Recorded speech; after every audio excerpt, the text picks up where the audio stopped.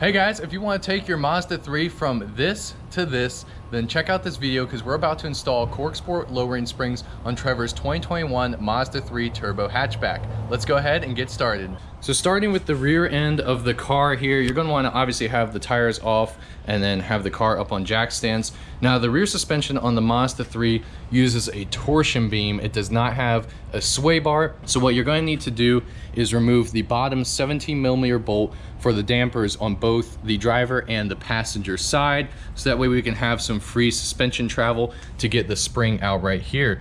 Now thankfully, because it's not a coil over strut design back here, we do not need to use spring compressors for the back, but you will need them for the front. Now the other thing you want to do is get a jack underneath of the rear suspension here when you're loosening this bolt. Reason being, it will make it easier to take the bolt out because it's not going to be pinched, because that spring's going to be pushing down, and basically this strut is the only thing that's holding the suspension up still. So by keeping some pressure from the bottom here on the suspension, it'll make it easier to take out this bolt, and then the whole suspension doesn't go crashing down when you take it out.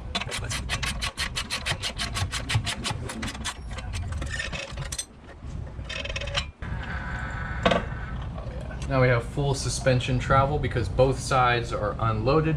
So now we should be able to just pop these springs right out.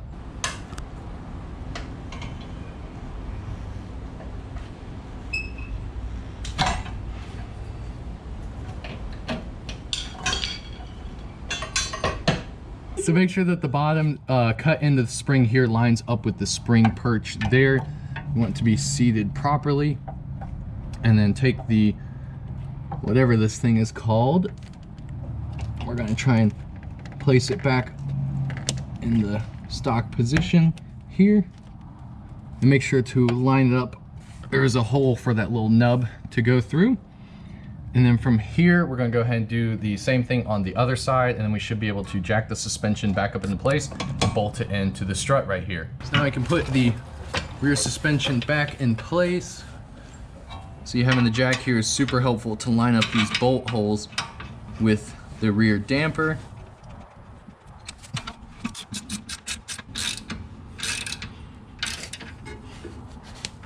Should be good. Now we just gotta repeat the process on the other side. All right, so we've got both of these springs on the rear end. Now when you do install these, they should come with this little rubber piece right down here on the spring. You want to put that on the bottom, I believe. Also, you'll notice the coils are closer together down there at the bottom. This should be the proper orientation for the spring. We just tightened the suspension bolts here and then on the other side.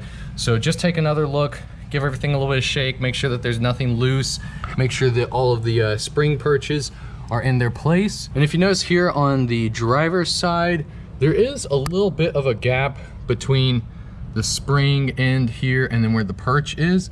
Not sure if you could tell on camera, but that shouldn't be a big deal because once we actually load up the suspension and this arm, this control arm here kind of pushes up, it should meet with the spring there, and once you drive it around, everything will get settled in. Just make sure that everything's tight and that this isn't like over here or something like that. If there's a tiny gap right there, it's not a big deal. Well, that's how we install the lowering springs on the rear of the car. Now we're going to switch to the front.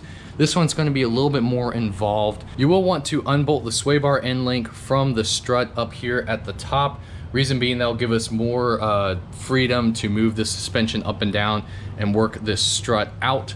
Now you will have to remove the 3 nuts here at the top as well, because we're gonna have to take this completely off and use spring compressors to get the old springs off and the new ones back in. Now it also looks like you're gonna have to remove the brake line and then this ABS wire here from the strut because they are attached. You can either take off these 2 bolts and it'll remove this mount, or probably the easier way is they have this little clip right here where you can get a screwdriver in that hole and then just pry this little clip off and you can slide the brake line out.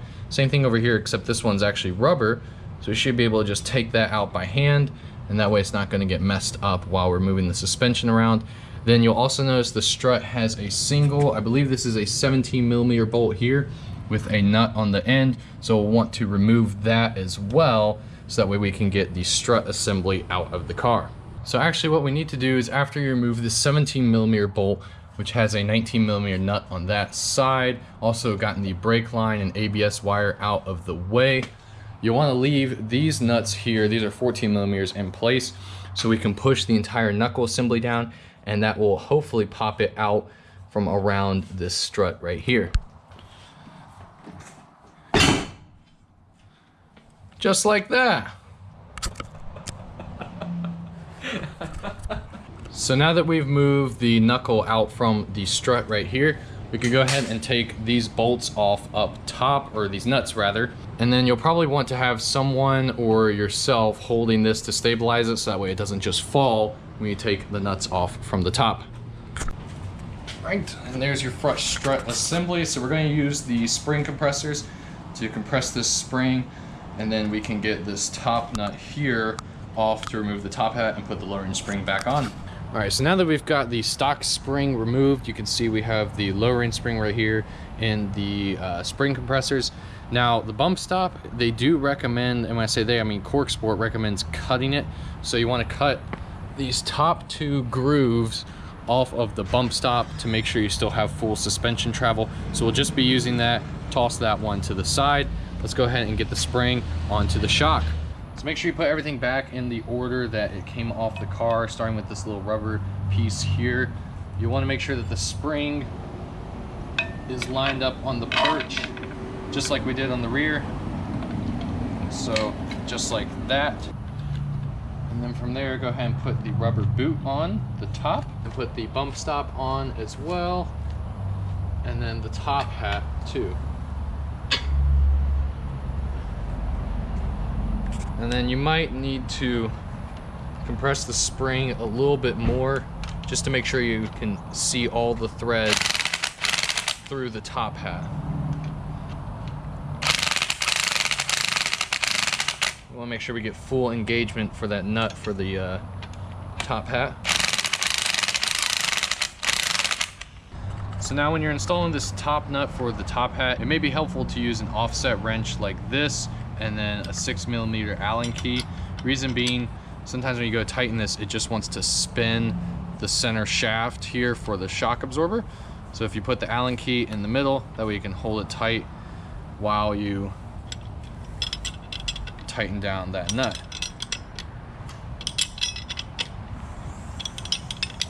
All right, so now that we have the lowering spring here on the strut, you want to go ahead and feed those 3 top bolts into the upper part of the car here, the fender, and then you want to line up the base of the strut here with the knuckle, and then we're going to use the floor jack here to actually push the whole suspension up and get it into place. Then we put that 17mm bolt back in, put the ABS wire and the brake line back on, tighten up the sway bar end link, and then finally we'll tighten up these nuts at the top, and then repeat the whole process on the other side. All right guys, and here is the finished result. Definitely much lower than before. I got a nice aggressive stance, but not too low. You can still daily drive. So here you can see the before picture and then the after as well. So I hope you guys found this video helpful. If you did, make sure to like and subscribe to the channel. If you have any questions, please leave them down in the comments below. I'll answer them as best I can. And I can't wait to see you in the next video.